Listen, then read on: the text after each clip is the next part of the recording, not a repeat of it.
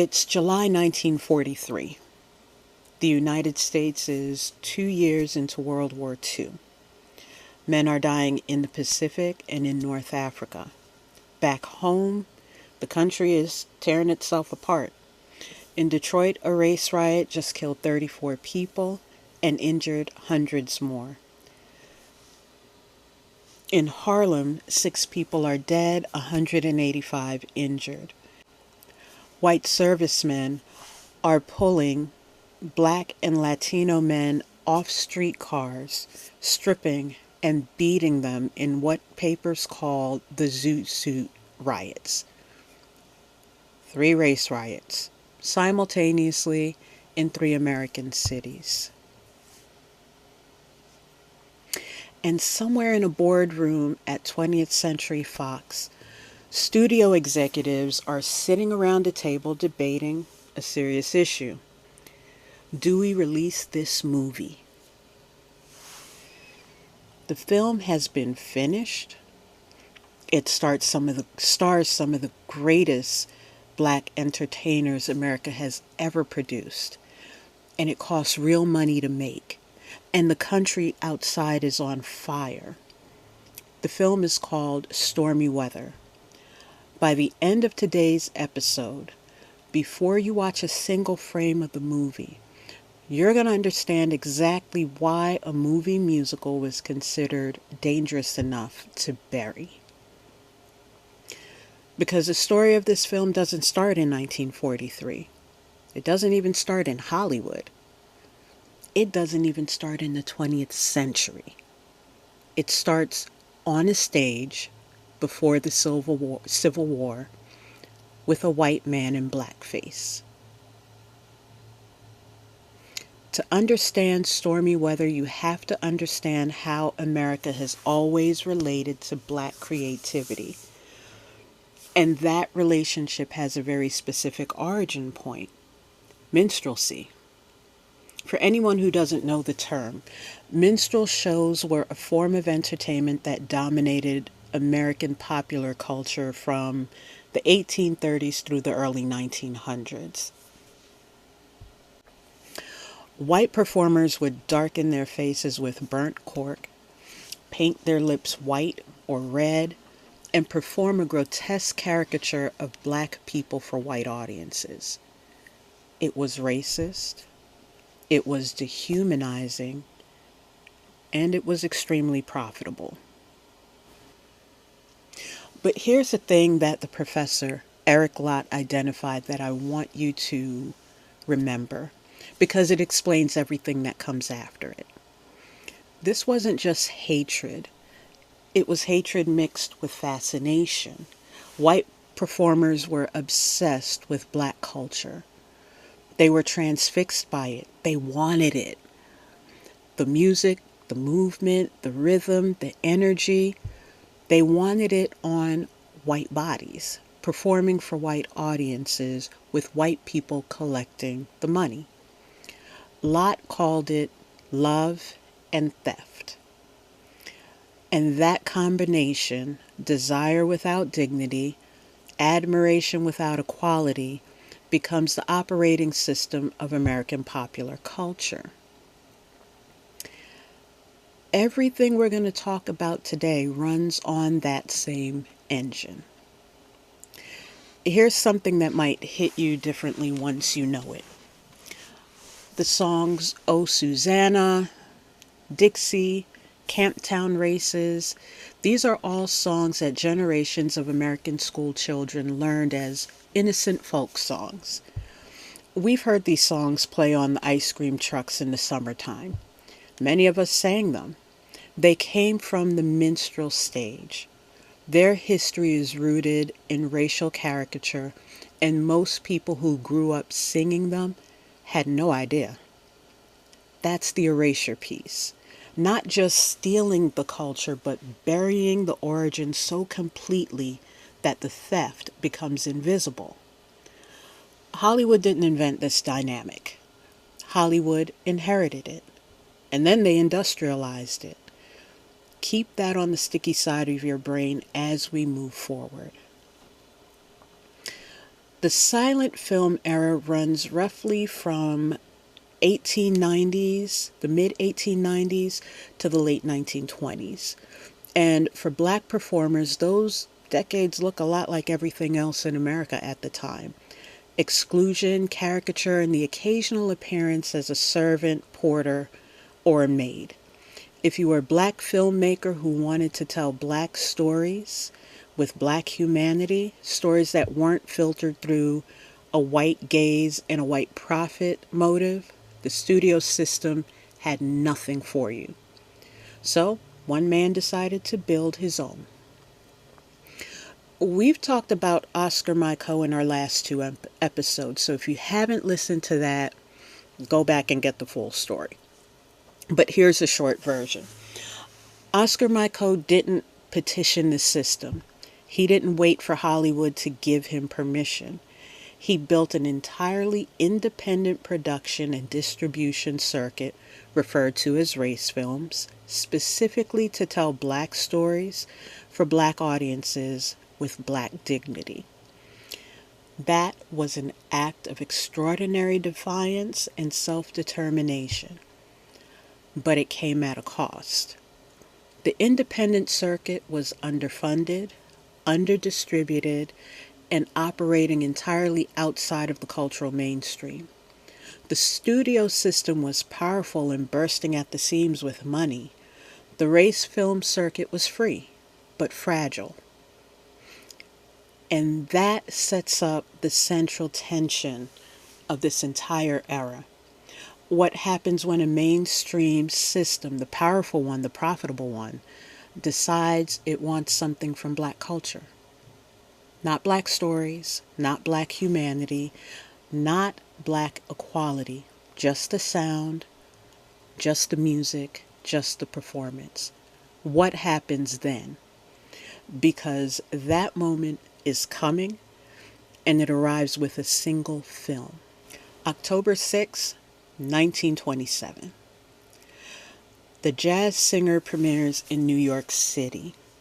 It's the first feature film with synchronized dialogue and song. It changes Hollywood overnight. Within 2 years, every major studio has shifted to talkies.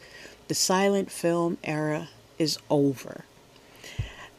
And the film that launches the sound revolution, the film that makes everything that comes after it possible, including Stormy Weather, stars Al Jolson in blackface, performing a minstrel act. Just think about that for a minute. The most transformative technological moment in American film history is forever tethered to the image of a white man in blackface. The gateway to sound was built on minstrel tradition. That's not a coincidence. That's a through line. Hollywood immediately rushes into musicals. Of course it does. Sound means music, and music means spectacle, and spectacle means ticket sales. And suddenly, the industry wants black voices, black music, black sound. Not the black stories, not black power, not black equality, just the sound. What you get is a parallel track. On one side, race films, Micheaux and others still grinding away outside the system. And on the other, Hollywood producing short subjects and film reviews. Essentially, filmed Cotton Club performances featuring black artists as musical novelties for white audiences. The machine consumes black talent as entertainment while maintaining every barrier that keeps black people from actual power within that machine. Then, almost as fast as it started, the musical craze nearly dies. In 1930, 1931, audiences are exhausted. The musical craze nearly collapses under its own weight. What saves the genre is Busby Berkeley at Warner Brothers in 1933. The elaborate choreography, the overhead shots, the pure visual spectacle. The musical becomes not just a novelty, but an art form. And black performers are still on that parallel track, still visible enough to be useful, never powerful enough to be equal. If you want to understand how black talent was packaged and sold to white America in this era, then you need to understand the Cotton Club. The Cotton Club was in Harlem. It's taken over in the early 1920s by Oni Madden. He's a bootlegger, a gangster, a Manhattan underworld figure. He renovates the interior to a mix of southern plantation and jungle decor. The name Cotton Club is chosen deliberately to appeal to white patrons. All of the performers are black. Every single one of the customers is white. It has the strictest segregation policy of any cabaret in Harlem. Black New Yorkers cannot walk through the doors. And it goes even deeper than that. Even within the all-black cast, a racial hierarchy is being established. Male comedians and tap dancers are dark-skinned. Female chorus girls and singers are light-skinned. Required to be at least 5'6", under 21, and in the language of the time, high yellow. So white ownership is curating not just which black people perform, but which version of blackness white audiences get to see. The whole thing is a construction, a fantasy served to white patrons in a room decorated like a plantation. Langston Hughes, one of the greatest voices of the Harlem Renaissance, and one of the few black people able to ever had entered the Cotton Club, called the Cotton Club a Jim Crow nightclub for gangsters and moneyed whites. He believed Madden's view of black entertainment provided a zoo. Think about that.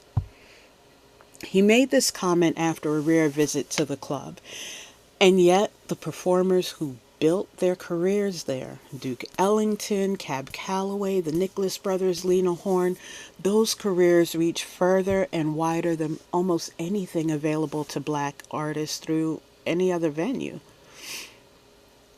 because of radio. The Cotton Club Orchestra broadcasts nightly over a national network, which means Ellington's music, Cab Calloway's music, was going into white homes across the entire country while black people couldn't even sit in the audience in Harlem. The innovation flows in one direction, the access flows in another. Here's why all of this matters for today's episode. When 20th Century Fox decided to make Stormy Weather, they didn't have to invent anything. The model already existed. Black talent, white audience, white ownership, white profit. They just moved it from a Harlem nightclub onto a studio lot in Los Angeles. And then, and I want you to remember this, they ran a segregated cafeteria on the same lot. The performers in the film could not eat with the white crew. The Cotton Club on Hollywood's soundstage in 1943. Now let's talk about the people actually in this film. Because the cast of Stormy Weather isn't just a collection of talented performers. It's a map of every pathway black artists had carved out to reach white audiences in America. Each of them got here differently, and each path cost them something. Bill Bojangles Robinson. By 1943, he's the most famous black entertainer in America, to white and black audiences alike. He's the highest paid black performer in the country. How did he get there? Partly through Broadway in 1928, Blackbirds of 1928 and All Black Review produced for white audiences, but mostly through Shirley Temple.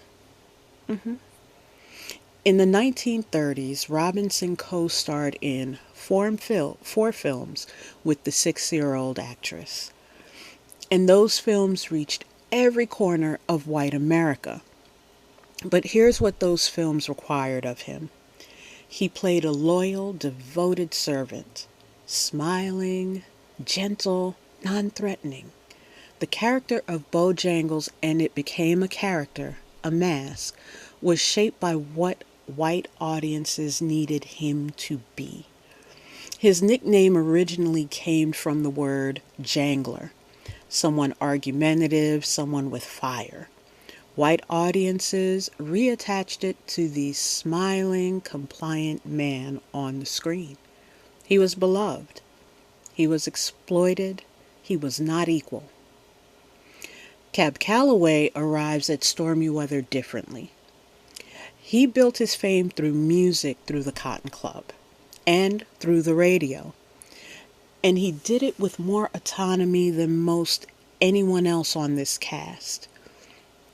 He was the first African American to have a nationally syndicated radio program. During the Great Depression, at 23 years old, he was earning $50,000 a year.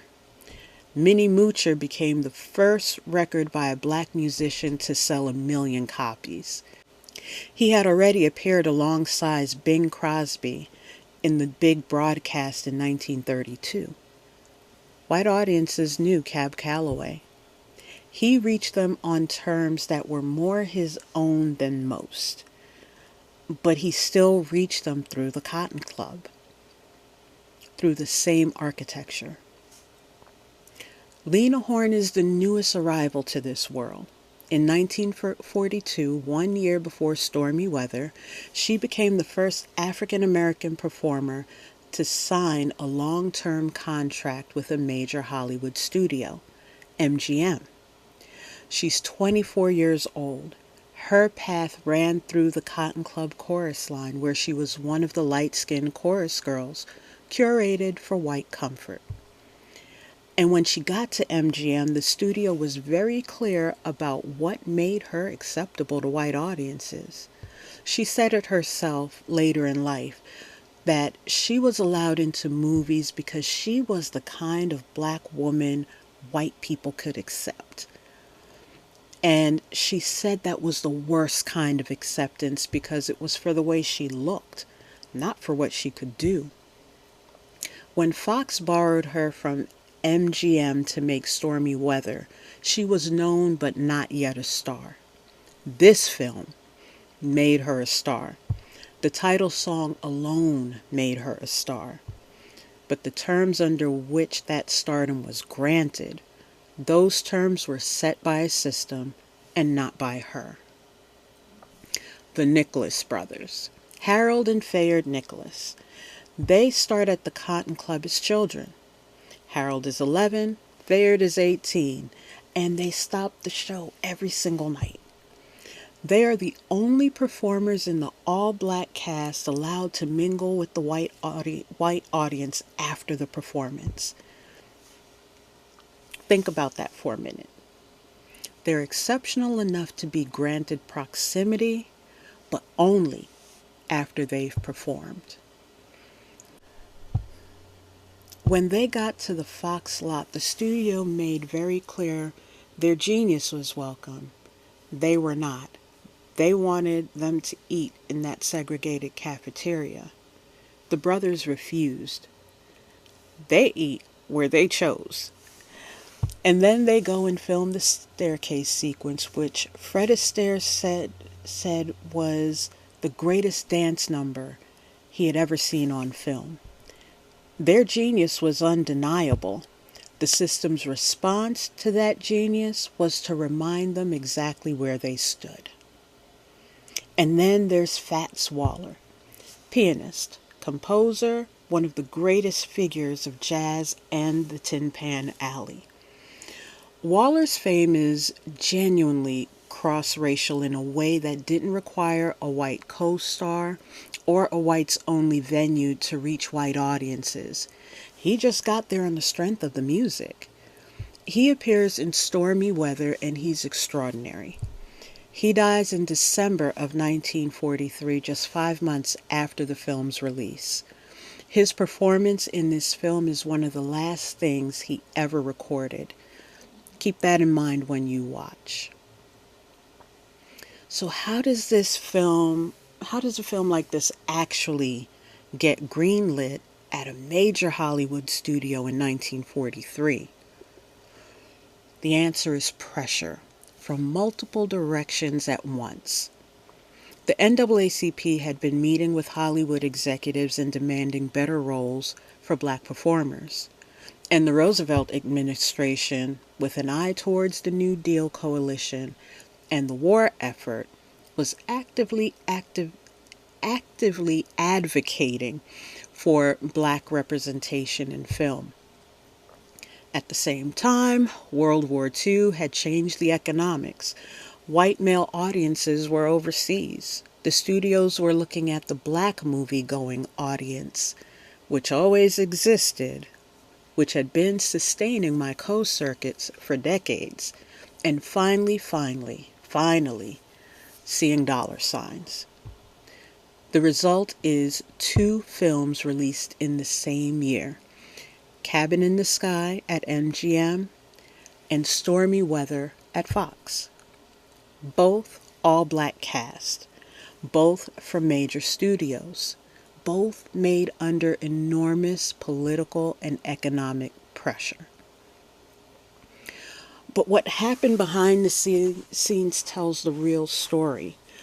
William Grant Still, one of the most important African American composers in history, was hired as the film's music supervisor. He quit. He said his conscience would not let him take money to help perpetuate a tradition directly opposed to the welfare of black people. He said the studio was demanding that the music be made cruder, rougher, more in line with what one crew member called how Negro bands actually sounded. That still happens today. Think about that. A studio making a film to showcase black musical genius is simultaneously telling its black music supervisor that the music is too refined, too good. And the Nicholas brothers, as I mentioned, made their position on Fox's hospitality very clear. Fox was making a monument to black excellence in one building while enforcing Jim Crow in the next one. So, back to that boardroom. July 1943. 3 race riots simultaneously. Detroit, Harlem, Los Angeles. Fox has finished a film, and they're genuinely debating whether or not to release it. They do release it. July 21st, 1943. And fewer than half of their own theaters book it. Let me make sure you heard that. The studio that this film made, that they spent real money assembling this cast, could not convince more than half of its own theater network to show it. The film nearly disappeared. Not because it wasn't good, but because the country that made it was not ready to reckon with what it represented. A showcase of black genius made inside a system designed to profit from black genius without sharing the power with it. Released into a country actively rioting over the question of whether black people were equal human beings. That's the context in which you're about to watch this film. So on the next episode, we'll watch Stormy Weather. And I promise you, after everything we talked about today, you will not be able to see it in the same way you would have just walking in cold. Every performance is going to mean something different. Every smile is going to carry a different weight. Watch the film before we come back. If you enjoyed this discussion, make sure you like, share, and follow us on our Facebook page and here on YouTube at Movies That Move We. We'll see you on the other side. Bye.